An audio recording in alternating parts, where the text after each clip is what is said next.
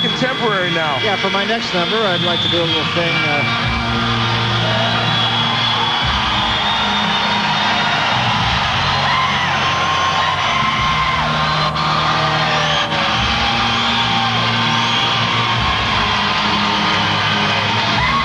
Well, one thing we can see, people haven't given up on him, have they? He told us that this morning, and it's quite apparent, especially in this area, they haven't. Tommy's got that wanted poster look. And, you know, it's hard to give up on a guy like this because if you spend any time around him, he's a nice guy. Very nice guy. Good guy. He's articulate. He's honest. He tells you when he screws up, tells you when he thinks he's going to do well. And he's not a man who, without skills. He does have boxing skills, and he does have power.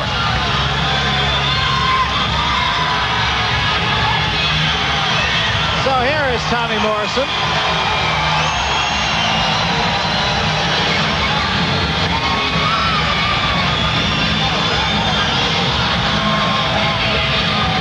And let's get up to Danny Valdivia for the introduction of the fighter. Ladies and gentlemen, Top Rank Boxing Incorporated in association with Holden Productions and Budweiser, the undisputed, undefeated king of beers, present the main event of the evening, heavyweights, 10 rounds. Tonight's bouts are sanctioned by the Association of Boxing Commissions, Missouri Office of Athletics, Jim Hall, President. Judging at ringside, Jim Huey, L.P. Lane, Jeff Sefton. The third man in the ring, Kevin Champion. In the red corner, wearing white trunks with red trim at an even 248 pounds, from Kansas City, Missouri, undefeated in 13 professional bouts, 8 wins by knockout, Brian Bam Bam Scott. And across the ring in the blue corner, wearing red trunks with black stars at 224 pounds, from Jay, Oklahoma, with 39 wins, 2 losses, 34 big wins by knockout, the former WBO heavyweight champion of the world, Tommy the Duke Morrison. Come on in here. Come on up here, Tommy. All right, I've already given you guys your instructions in the dressing rooms. I expect a good, clean fight. I want you to keep your punches up and obey my commands at all times. Any questions? Good luck to both of you. Go back to your corners. So here is a look at Brian Scott, undefeated, but has not fought anywhere near the caliber of opponent that Tommy Morrison has fought.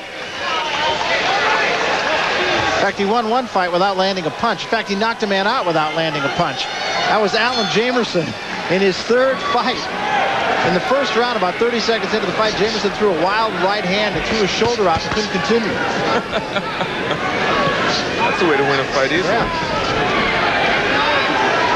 Scott believes that even in this small ring, he can box effectively against Tommy Morrison.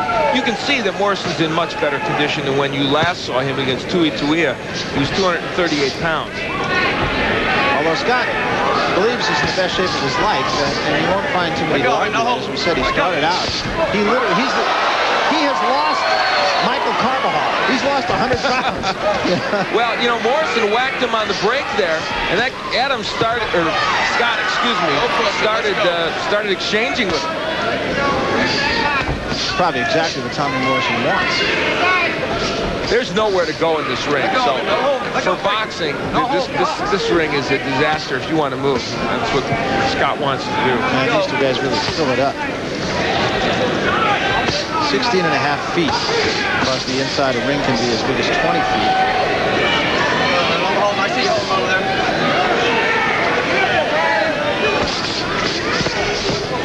Good uppercut by Morrison.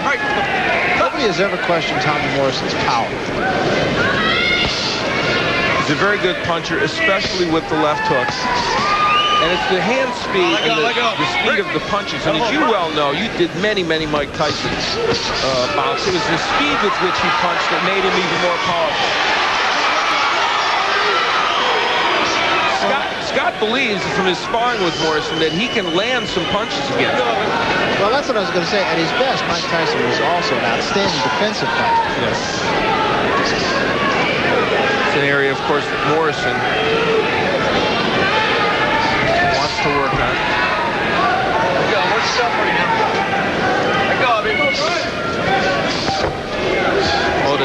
Yeah, big cut left eye of Scott. I wonder if that came from a clash of heads. They've been banging heads in there. Yes, it well could have. That's the one thing we didn't think about here early in this bout.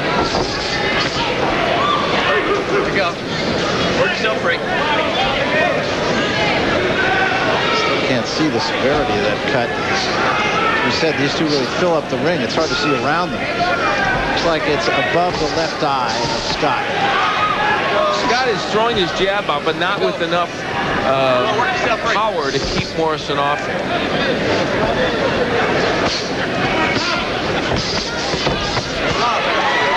Body shot by Morrison. See, hold him over there, let go of him. And that's what Morrison wants to do, let those combinations flow more than he has in recent fights. Look at the jabbing your way in. Oh, there's Scott using his head now. End of the first round, we will get into the corner of Brian Scott here. They're going to have some work to do.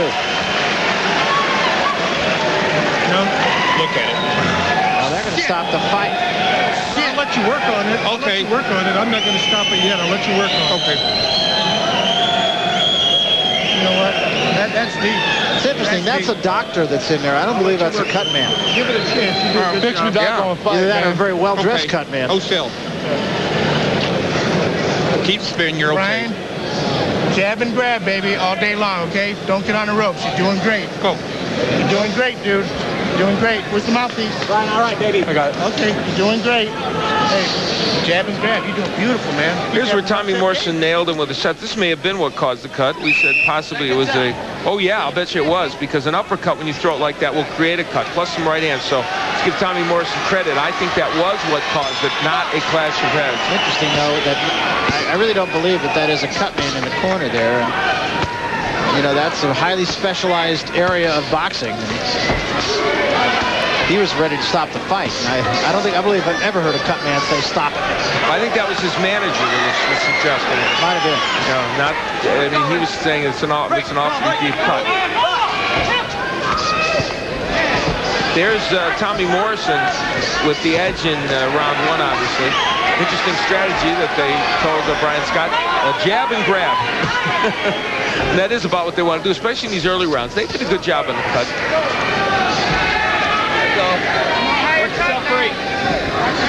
See all the tattoos on the body of Scott. He said he got all those in a 2-week period when he was 16 years old. He said, I was a little bit wild. Also finished second to a switchblade and carries a 6-inch scar on his stomach. Nice uppercut. Yes. Hey, let me tell you something about the way Morrison's attacking here. He's attacking the way he did against Ben, leaving himself wide open and getting nailed with shots. And he hit him with left hand now. Scott is hurt. He wobbled him with the left. Very bad technique by Tommy Morrison. Very bad. And it's the kind of thing they are going to have to fix. And another uppercut. Scott tumbles.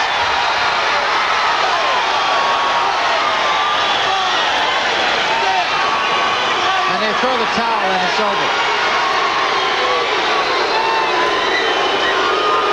And a number of states throwing the towel in wouldn't stop the fight, but no commission here in Oklahoma, as we said, and it's probably well stopped, to say the truth. Well, I think once they do that, you can disqualify the man, and they decided to stop it. It would have been stopped, I think, in any case. I'll tell you what,